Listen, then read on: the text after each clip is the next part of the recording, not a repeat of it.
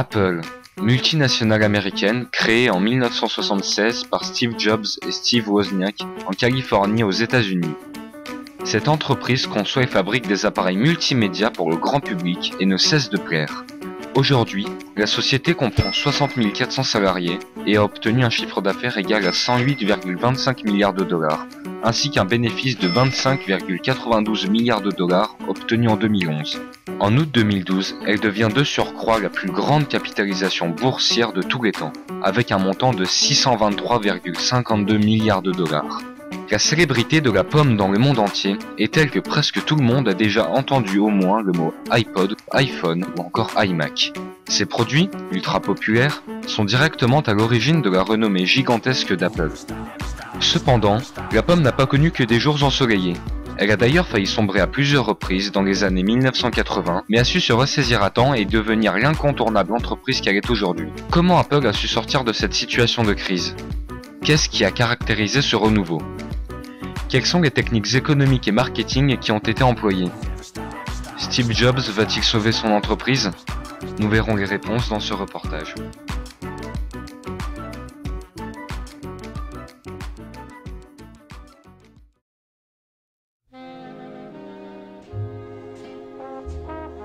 Tout commence en 1984. Apple, connu depuis les années 70 grâce aux ordinateurs Apple I et II, accueille un nouveau président, John Sculley, qui n'était autre que l'ancien président de Pepsi Cola, et sort la même année le Macintosh. Bien que le Macintosh soit l'un des produits phares de la société, il sera vite délaissé par les consommateurs à cause de ses faibles performances, ce qui le rendait d'ailleurs moins cher. Steve Jobs et Wozniak quittent l'entreprise. Jobs fut évincé et Wozniak n'était plus d'accord avec la stratégie du groupe. Les plans de commercialisation de l'entreprise deviennent de plus en plus ratés, et la communication approximative. Sans oublier Microsoft qui en profita pour asséner le coup fatal en sortant Windows 95, un système d'exploitation révolutionnaire qui mettait en avant de nombreuses innovations pour le PC. Décidément, la pomme semblerait s'être écrasée. Mais qui aurait pensé que son meilleur ennemi allait lui redonner confiance et lui permettre de sortir de cette impasse ? En effet, Apple revoit Microsoft venir en lui proposant un investissement de 150 millions de dollars et d'un maintien de sa suite bureautique Office sur les Mac, en échange de l'annulation des poursuites judiciaires qu'Apple avait intentées à son encontre. Ce geste, plus symbolique que conséquent, redonna donc confiance à Apple et lui permit de tourner la page vers un avenir beaucoup plus glorieux. Steve Jobs est rappelé et se retrouve de nouveau sur le fauteuil de président d'Apple. Il décida de tout recommencer à zéro et de changer beaucoup de choses, en particulier le design des machines et leur communication.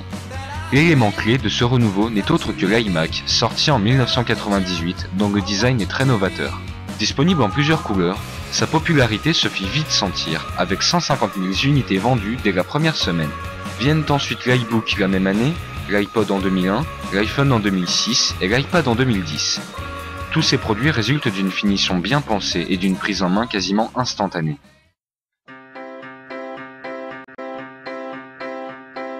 Pour avoir réussi à en être arrivé jusque-là, il ne suffisait pas seulement de changer l'apparence des machines. Il fallait également renforcer un point majeur outre que la qualité visuelle. On parle bien entendu de la communication. La communication est une des clés de la réussite commerciale et est souvent bâclée ou parfois peu réussie par certains. Apple n'a pas voulu suivre la même voie que ses concurrents d'un point de vue marketing et s'est forgé petit à petit une image de publicitaire hors du commun. Un de ses spots les plus connus est contradictoirement celui promouvant le Macintosh en 1984. La renommée de cette publicité s'explique par le fait qu'aucun Macintosh n'a voulu être exposé explicitement et que beaucoup de messages cachés s'y trouvent, comme notamment les références au roman 1984 de George Orwell. Aujourd'hui encore, notre entreprise continue sa route en proposant un type de publicité très sobre et en exposant leurs appareils tenus par une main féminine sur un fond blanc. Le logo Apple apparaît seulement à la fin du spot en rôle de conclusion, comme si l'on savait déjà de quelle marque était à l'origine de la publicité. Les publicités, elles expliquent en tout cas plutôt de manière assez claire les avantages produits. Je ne sais pas si elles sont marquantes en tout cas, mais je pense qu'elles expliquent bien les plus produits et les avantages. Et une fois qu'on est enclenché dans le système, les choses se font assez naturellement, c'est-à-dire qu'on achète un matériel compatible avec l'Apple, avec l'ordinateur, avec le portable, avec l'iPhone. Et c'est vrai qu'on est un peu pris dans la spirale d'Apple. Bien que la pomme fasse beaucoup d'heureux, Il existe tout de même beaucoup de réticents, ou plutôt de PCistes, trouvant ces techniques marketing poussées un peu trop à l'extrême. Au niveau marketing, je trouve Apple un peu trop poussé à l'extrême. On voit qu'ils cherchent vraiment à rendre trop captif le client, le consommateur, et moi ça me séduit pas tellement. Moi ce qui me gêne beaucoup et ce qui me freine, c'est que j'ai l'impression d'être vraiment trop captif. Par exemple, si tu prends leur iPod, tu es obligé d'utiliser que iTunes. Et iTunes, en fait, c'est uniquement un lien pour acheter, c'est conçu quand même pour acheter de la musique en ligne sur le magasin d'Apple. Donc moi je trouve que c'est trop captif et ça te conduit trop à rester trop rattaché à cette marque et à aller vraiment dans leur sens d'achat d'Apple et de pas pouvoir faire autrement. Apple ne cesse donc d'innover et d'en impressionner plus d'un. Les crises passées semblent alors oubliées et laissent présager un avenir beaucoup plus certain. Dans les mois à venir, l'entreprise à la pomme présentera de nouvelles machines comme des iPhones low cost ou l'iWatch, une montre électronique tactile ouvrant la porte à de nouveaux marchés.